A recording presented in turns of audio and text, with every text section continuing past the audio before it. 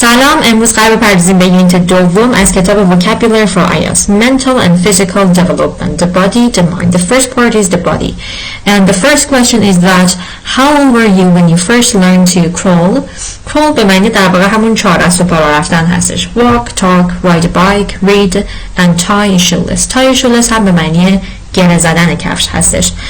خب با یه تفکر ساده شما خیلی راحت میتونید به این سوال جواب بدید که برای مثال زمانی که شما یاد گرفتید کرال بکنید، 4 دست و پا راه برید، هولوش 6 ماهتون بود، یا زمانی که یاد گرفتید راه برید بین 1 تا 2 سالتون بود و الی آخر. و ما بپردازیم به سوال دوم که بسیار بسیار سوال مهمی هست، چون دقیقاً با یه همچین فرمت سوالی شما قراره مواجه بشید توی آزمون آیلتستون در مهارت لسنینگتون. خب اول از همه بریم سوال رو بخونیم ببینیم که ازمون چی خواسته و باید چی کار بکنیم. You will hear talk about early development in children. Listen and complete the table below. Write no more than 2 words for each answer.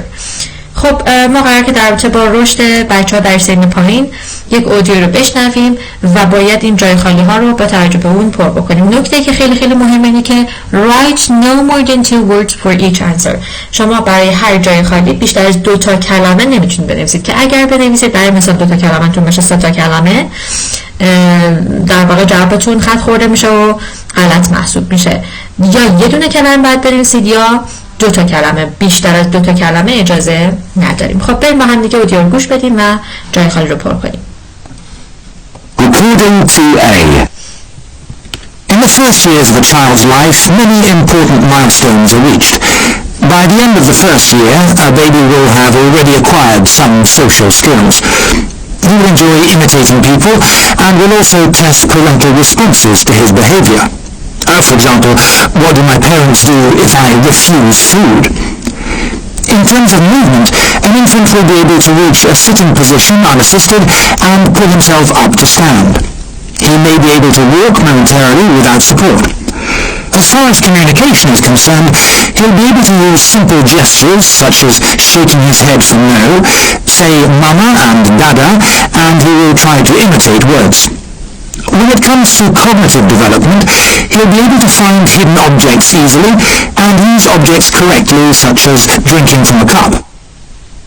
By the age of 2 or 3, the infant has reached the toddler stage. In terms of social skills, this means he's becoming more independent, which may result in the occasional tantrum. However, he has learned to take turns in games and spontaneously express his affection. His physical development will also have increased significantly, as he can now move around a lot faster and even run. He can also climb up stairs or onto relatively low obstacles, and even ride a small tricycle. However, he will still be rather unsteady on his feet at times. When it comes to language and communication, he can now understand most sentences and uses 4- and 5-word sentences. In terms of cognitive development, he's learned to play make-believe games and uses his imagination more. He has also mastered the skill of sorting objects according to their shape and colour. Between the ages of 6 and 12, a child reaches what is termed middle childhood, and they will stay in this phase until they reach adolescence. In middle childhood, children's development is more affected by the outside world, and the child's world expands to include friends, teachers, sports trainers, and so on. Children develop at various rates, and while some children in middle childhood seem very mature in terms of their emotional and social skills, others seem very immature. As far as physical milestones are concerned, during this stage growth is steady but less rapid than during the preschool years. There are some major changes occurring at this stage, as baby teeth will come out and permanent adult teeth will grow. As the mouth is not yet fully developed, this may cause overcrowding. Eyes will reach maturity in both size and function.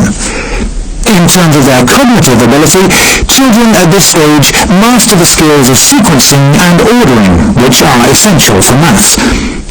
By the end of this period, children should have acquired effective reading and writing skills.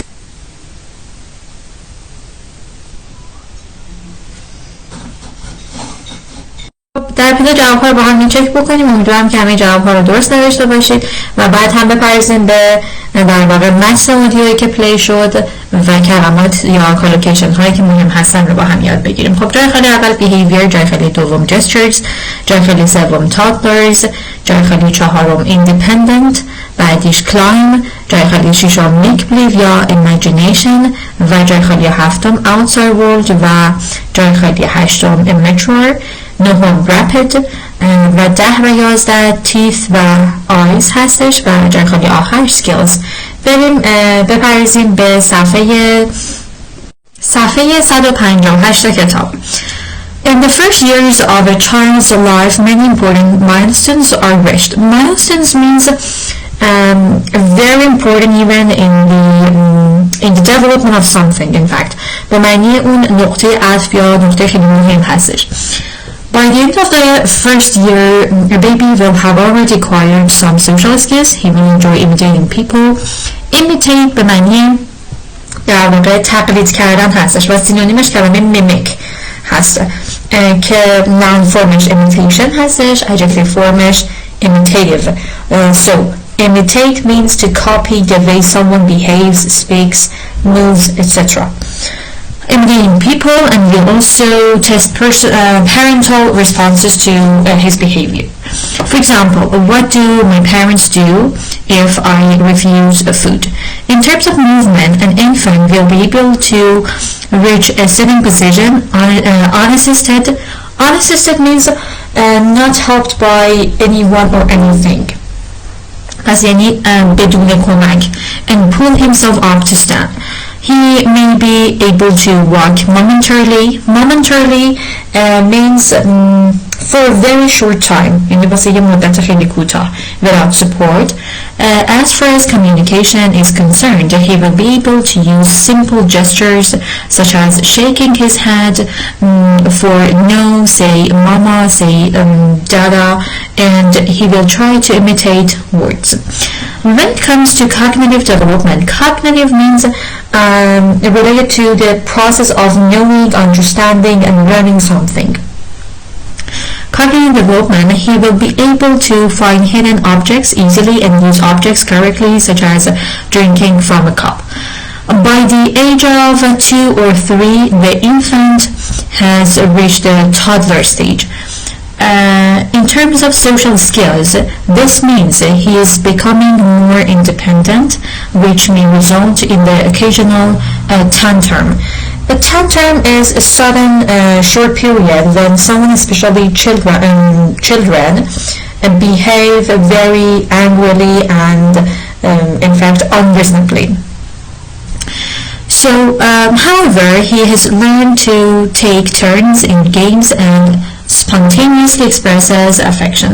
Spontaneous means unplanned. Something which is spontaneous has not been planned or organized but happens by itself. در واقع به معنی ناگهانی یا خود به خود اینطور بگیم بهتر هستش.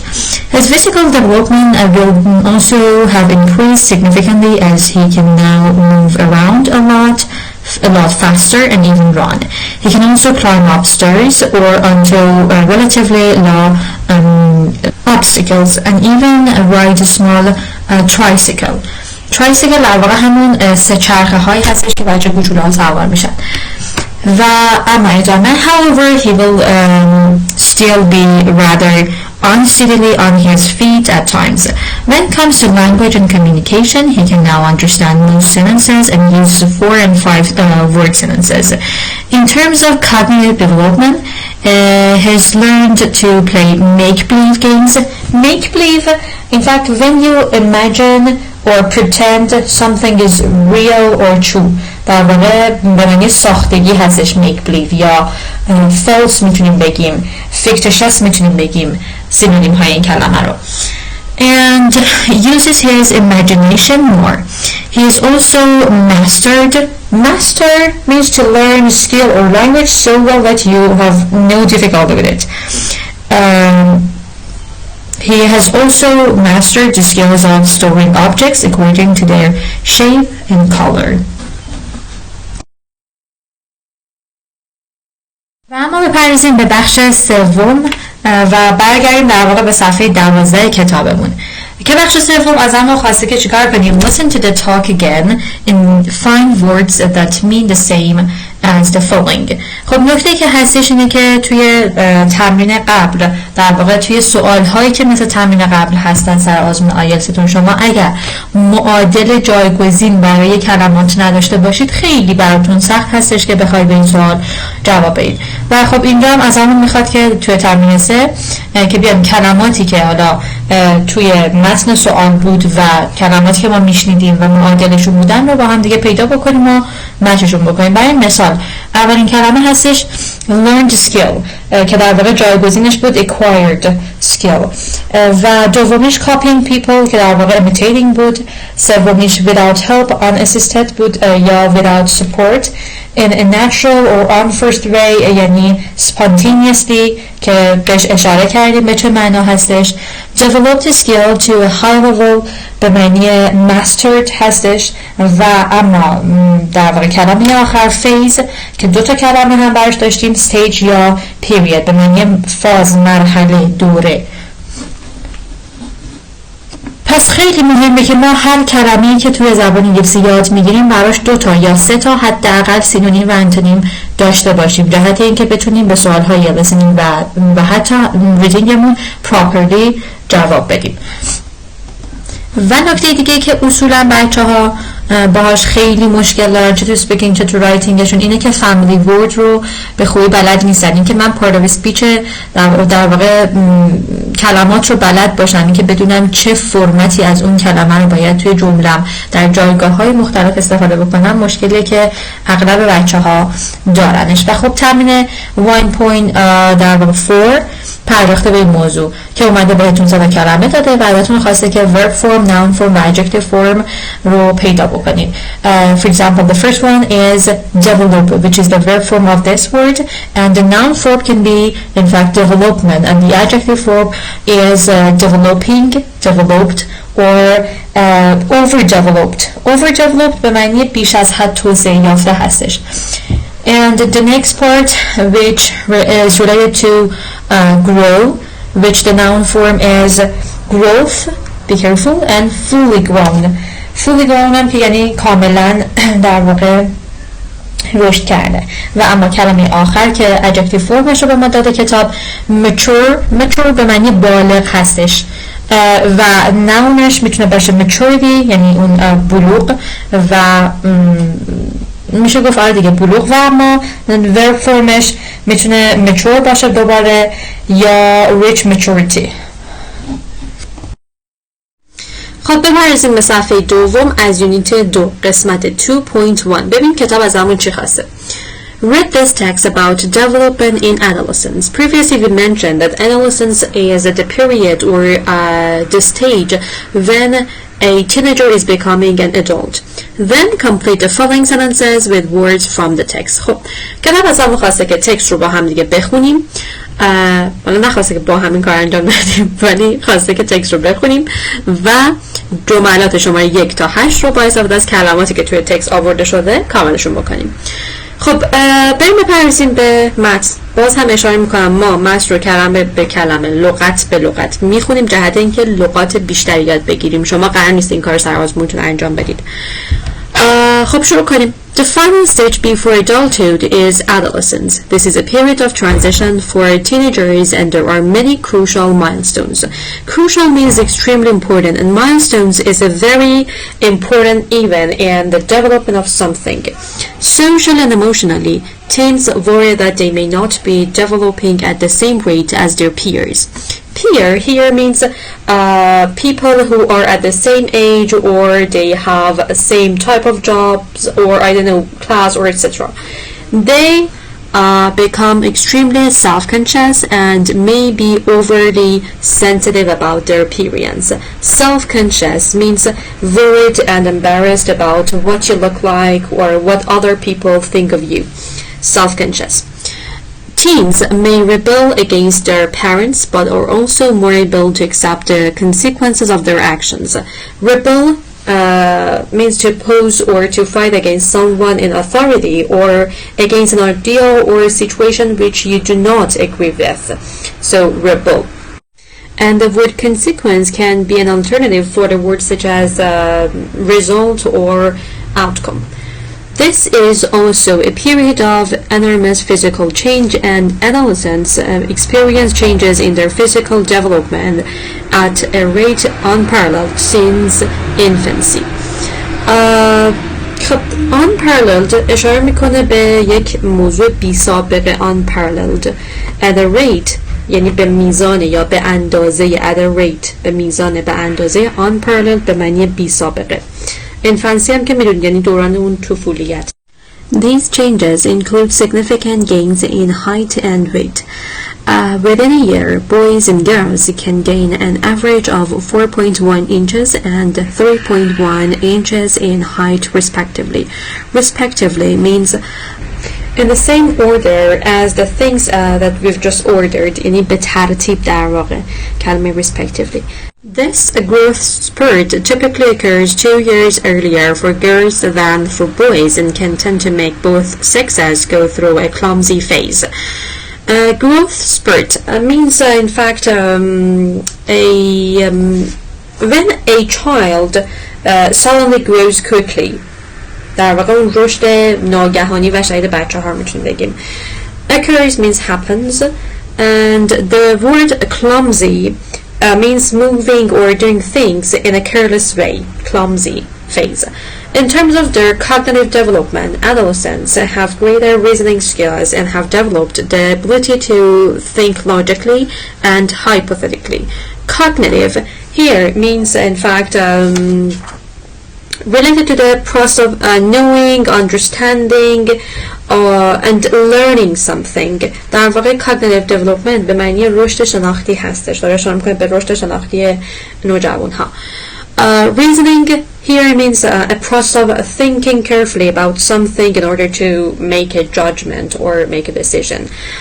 So reasoning skills در واقع داره دوباره اشاره می‌کنه به اون مهارت‌های منطقی بچه‌ها.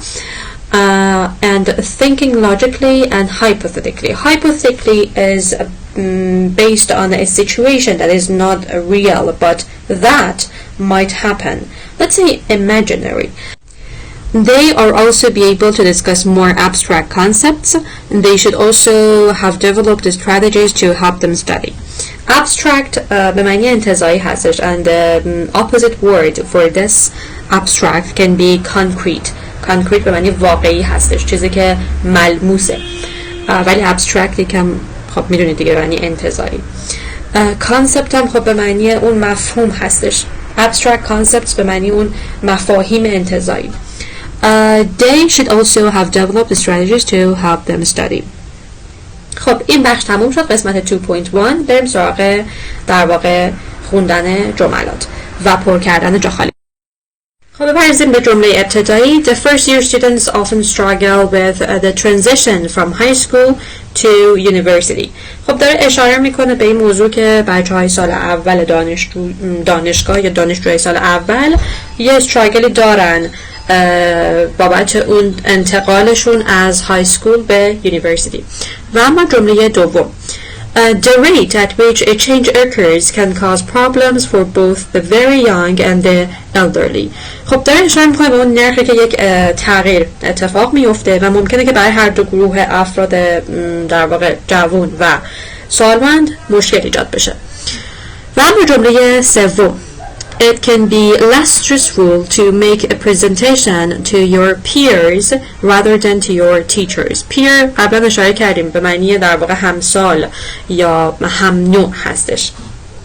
و اما جمله بعد The increase in violence among young people may be the consequence که به معنی result هستش, به معنی outcome هستش, به معنی نتیجه of watching too much violence on TV and in video games.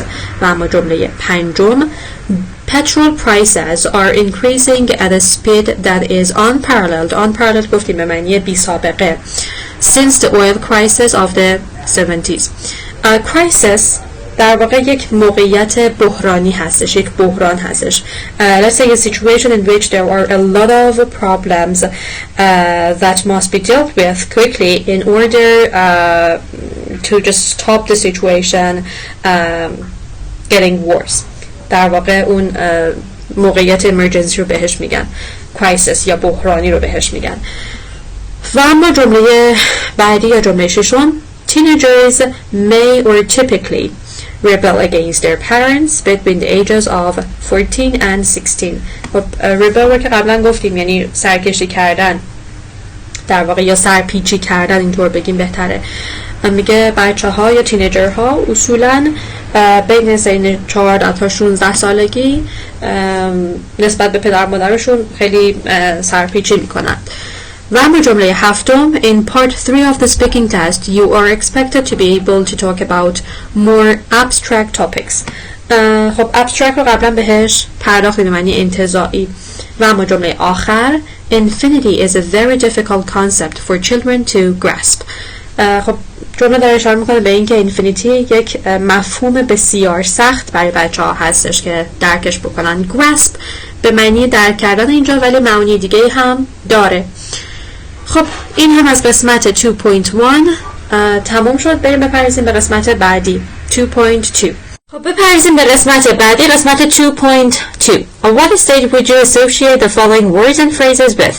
Write the words in the correct column below. خب کتاب اومده به ما یک دسته کلمات یا در واقع فریز رو داده، از اون میخواد که اینها رو بیایم تقسیم بندی بکنیم توی دوتا استیج، parenthood و childhood. دوتا کلمه هم که خودش انجام داده، clumsy برای childhood هستش مسلماً و mature برای parenthood. خب بپرسیم به کلمات دیگه. کلمه اولی که داریم چه باکس هستش، crawling means to move along on your hands and your knees with your body close to the ground. به معنی چهار دست و پا را رفتن مسلماً برای استیج childhood هستش. irresponsible هم همینطور به معنی بی‌مسئولیت. میدونید overindulgent. Overindulgent is an adjective and it means allowing someone to have more of something enjoyable that is good for them. در واقع میشه گفتش overindulgent رو بیش از حد افراطی بودن رو در واقع میرسونه این کلمه که میتونه در استیج parenthood قرار بگیره. و اما کلمه بعدی patient که مسلما برای parenthood هسته چون بچه ها اصولا patient نیستن. throw a tantrum. Throw a tantrum. Total tantrum is a sudden short period when someone, especially a child, behaves very angrily and unreasonably. Throw a tantrum به معنی در واقع میشه گفت بدخلقی کردن هستش. و اما کلمه بعدی unsteady به معنی بی‌ثبات هستش یا متغیر.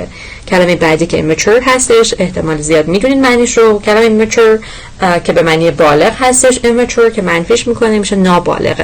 مسلماً کلمه immature برای stage childhood هستش. throw a tantrum همینطور، unsteady هم همینطور.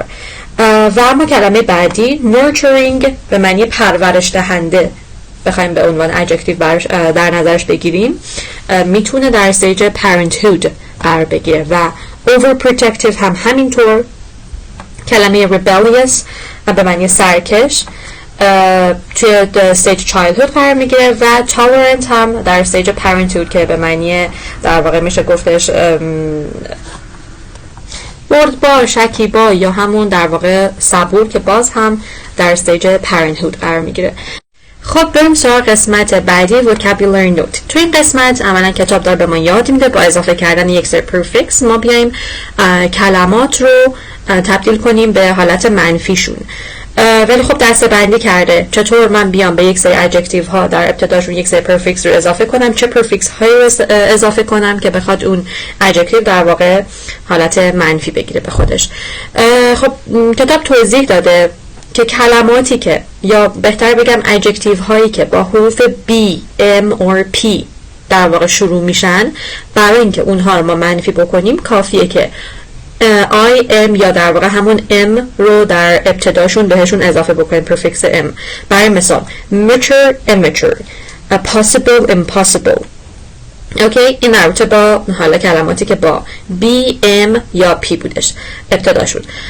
و اما مربوطه با کلماتی که ابتدای اون کلمه یا اون adjective با حرف R شروع شده، مانند responsible. کافیه برای اینکه این کلمه رو من بخوام منفیش بکنم، کافیه که IR به ابتداش اضافه بکنم، یا همون مانند responsible, irregular, regular, irregular, responsible, irresponsible.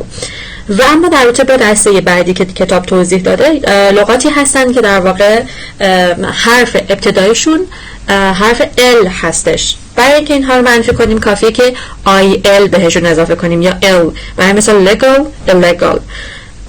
و اما دسته بعدی که دیگه یک کوچولو میشه گفتش که استثناء هستن، کافیه که فقط به ابتداشون یه in اضافه بکنیم، یا گاهن ما به ابتدای بعضی از کلمات this اضافه میکنیم یا on اضافه میکنیم. اینها خب یک کوچولو متفاوت هستن و میشه گفتش که exception هستن. این قسمت رو با هم بخونیم ببینیم که دقیقاً کتاب چه توضیحاتی داده. The prefix m is often in front of adjectives beginning with b, m, or p to form the opposite or to show that something is lacking, mature or immature, possible, impossible, as you see. Similarly, ir or er often comes in front of words beginning with r. L often comes in front of words beginning with L, and in front of other words: irresponsible, illegal, insensitive. However, there are exceptions: unbelievable, displeased, unlikely, unpopular, and etc. The prefix over can also be negative, meaning too much, overdeveloped, overdue, overcrowded, oversensitive. خب همونطور که متوجه شد کتاب اومد توضیح داد در رابطه با کلماتی که شروع می‌شدن با B, M, P که گفتیم در ابتداشون فقط کافیه که من یک M اضافه کنم، در رابطه با کلماتی که شروع می‌شدن با R که کافیه به ابتداشون فقط R اضافه بکنم یا IR اضافه بکنم، و کلماتی که شروع می‌شدن با L و کافیه برای منفی کردنشون L یا IL اضافه بکنم. در رابطه با کلمات دیگه اصولاً پرفکس in استفاده میشه جهتی که کلمه رو بخوایم منفیش کنیم. البته که کتاب اشاره کرده که ما اکسپشن هایی رو داریم. برای مثالی کلمه believable در واقع با B شروع شده ولی با M منفیش نکرده، اومده با on منفیش کرده شده unbelievable. یا displeased با P شروع شده کلمه pleased ولی برای اینکه منفیش بکنه this بهش اضافه شده در ابتدا، پرفیکس this. و همینطور در رابطه با کلمه likely، خب اینها استثناء هستن و unpopular. و در انتها کتاب پرداخته به پرفیکس over که میشه گفتش که کانوتیشن منفی داره. وقتی که over رو در ابتدا یک میشه گفت ادجکتیوی بخوایم اضافه بکنیم، یعنی بیش از اندازه.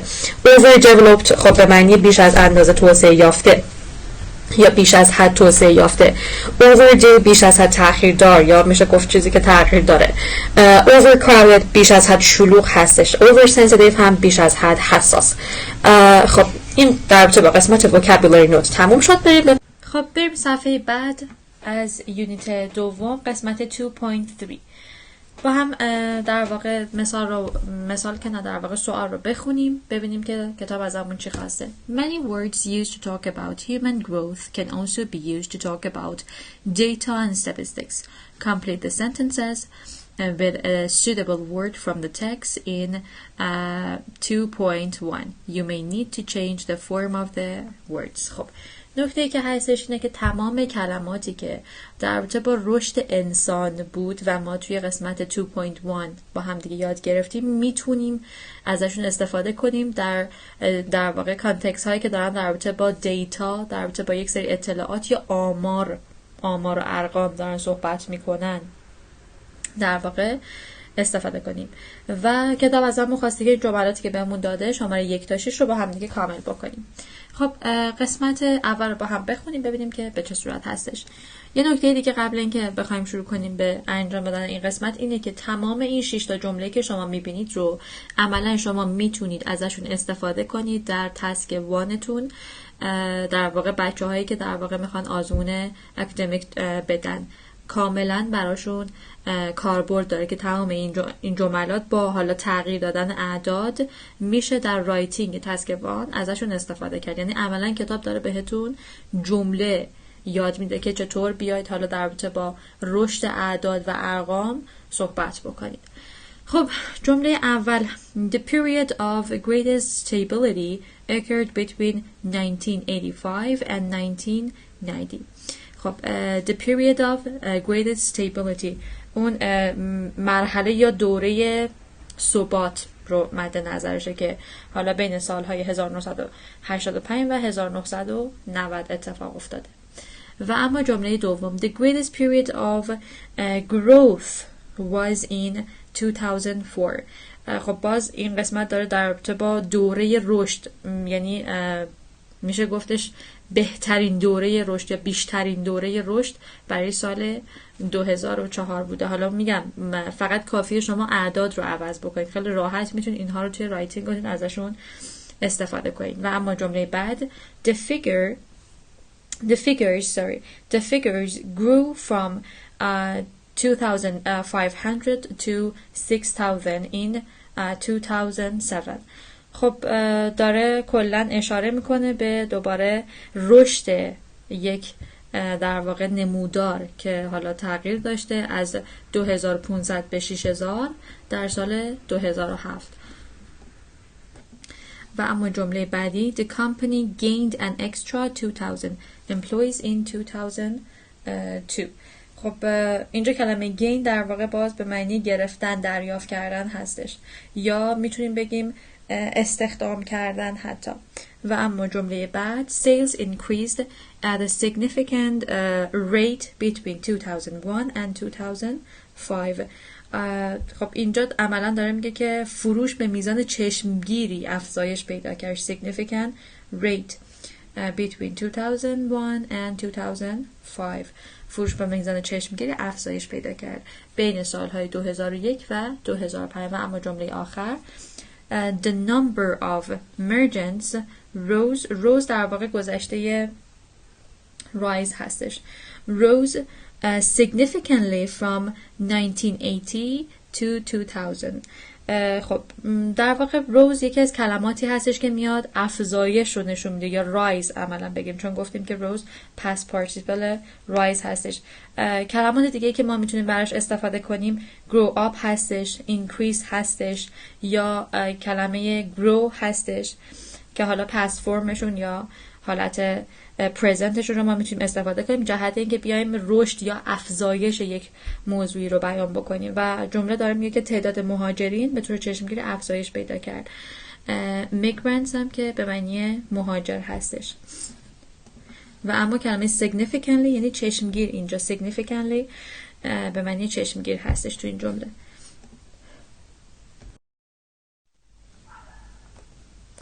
خب بپردازیم به قسمت بعدی، قسمت سوم که اومده عملا داره به ما یک سری فریز یاد میده که همه این فریز ها مربوط به مایند میشه. خب باید چیکار بکنیم؟ match the phrases in A with the definitions in B. خب بریم با هم دیگه فریز ها رو بخونیم و مچشون کنیم با دفینیشن هایی که کتاب براشون آورده. خب اولی که خود کتاب انجام داده keep an open mind means to try not to judge before you know the fact. به معنی در واقع دید باز داشتن، تسلط به همه جوانب داشتن هستش. و اما فریز دوم bear in mind که در واقع دی هستش میشه remember، یعنی به یاد آوردن، به خاطر آوردن. have something in mind. این خیلی بچه حواستون باشه have something in mind، به خاطر اینکه وقتی این حرف اضافه تغییر میکنه، حرف in وقتی تغییر میکنه و میشه آن، کاملا معنی با هم دیگه تغییر یعنی تفاوت دارن. have something in mind means have an idea. okay؟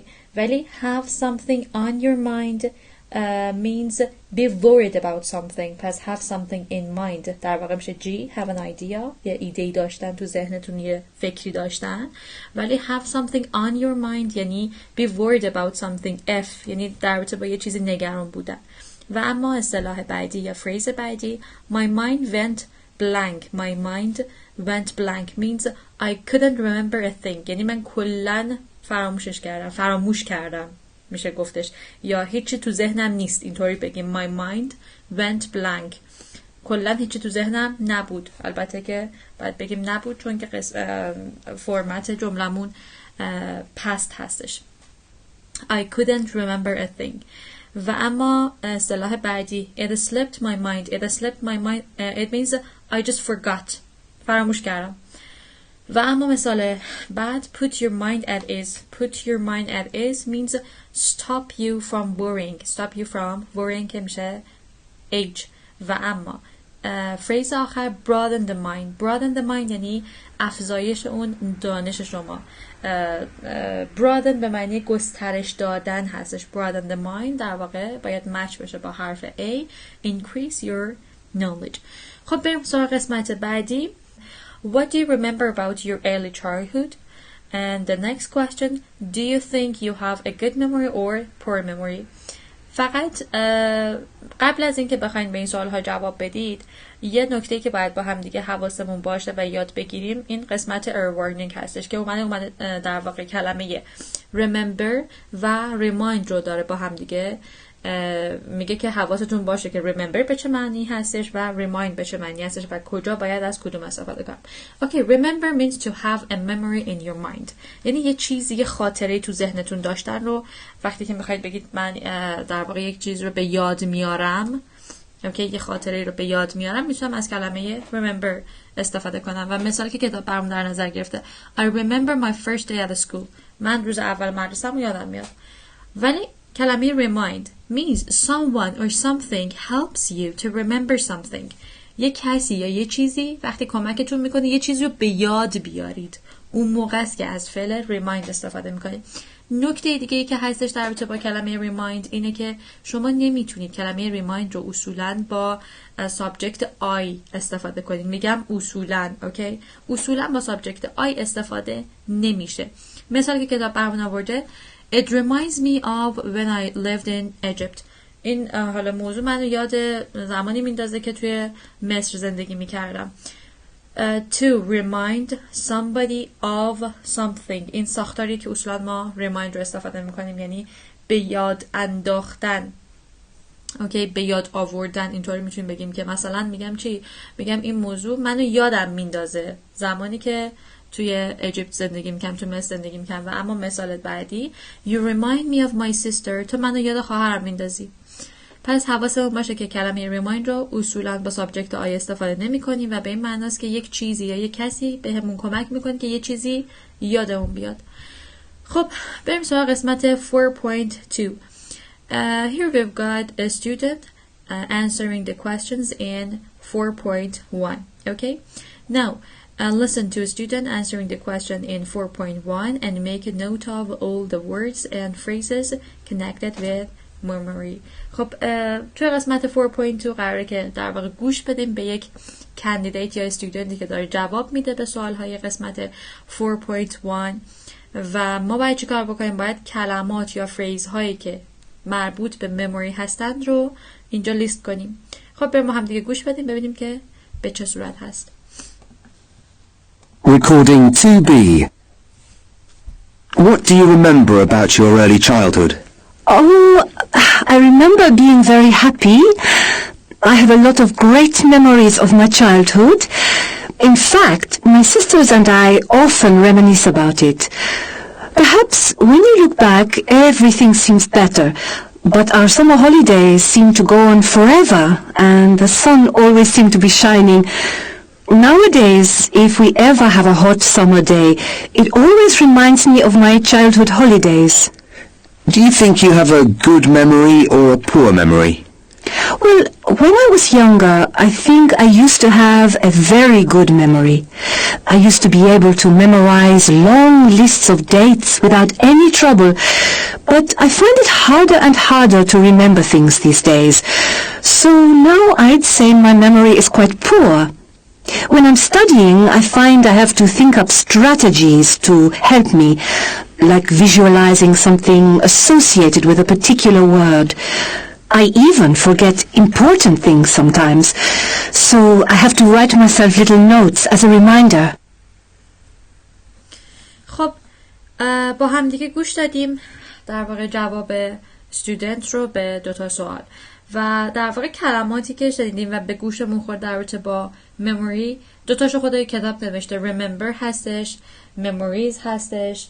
reminisce about something. Reminisce means to talk or write about past experiences that you remember with pleasure. دیگه مثلا کلمه look back هستش به معنی وقتی به گذشته نگاه میکنم یا وقتی به گذشته فکر میکنم look back when I look back.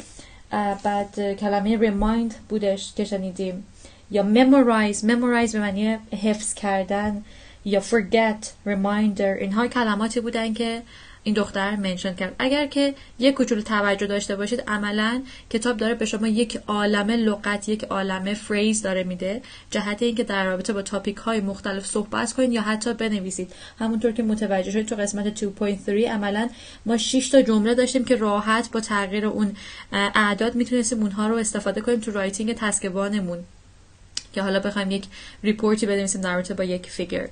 خب بریم سراغ قسمت بعدی. حتما دوباره خودتون این listening رو گوش کنید، ازش ایده بگیرید، از در واقع فریز هایی که کتاب بهتون داده استفاده کنید جهت اینکه به این دو تا سوال توی قسمت 4.1 جواب بدید. خب قسمت آخر که در واقع هستش 4.3 کتاب ببینیم از همون چی خواسته. correct the vocabulary mistakes in these sentences. از همون میخواد که در واقع اشتباهاتی که توی انتخاب کلمات شده رو ما درستش بکنیم. خب جمله اول I will always memory how beautiful the sunset was on that day. خب اینجا memory در واقع به درد ما نمیخوره. I will always من اینجا نیاز به یک verb دارم remember. Okay? I have very fond reminders of my school days. خب اینجا دوباره reminders خیلی به درد من نمیخوره. memories میخوام. اینجا من اصلا نیاز به یک noun دارم. و اما جمله بعدی could you remember me to buy some bread on the way home. remember اینجا باز به دردمون نمیخوره. بعد از کلمه remind استفاده کنیم. could you remind me to buy some bread on the way home. و اما جمله بعد at school we always had to memory long lists of vocabulary. We had to in fact memorize. We had to memorize. دوباره من اینجا نیاز به verb دارم memorize. و اما جمله آخر I remind how happy our childhood was. remind هم باز دوباره اینجا به درد ما نمیخوره. باید کلمه باشه remember. من به یاد میارم. I remember how happy our childhood was. خب یونیت دوم هم تموم شد. امیدوارم که براتون مفید بوده باشه. حتما فقط فراموشتون نشه که وایس ها رو برای من ارسال بکنید و وایس هاتون جواب هاتون در واقع به هر یک از این دو تا سوالی که داریم بیشتر از 1 دقیقه نباشه، همون هولوش 1 دقیقه. ازتون خواهش میکنم که وایس ها رو ارسال بکنید برام و حتما از فریز ها و وکابولری که یاد گرفتید در این درس استفاده بکنید.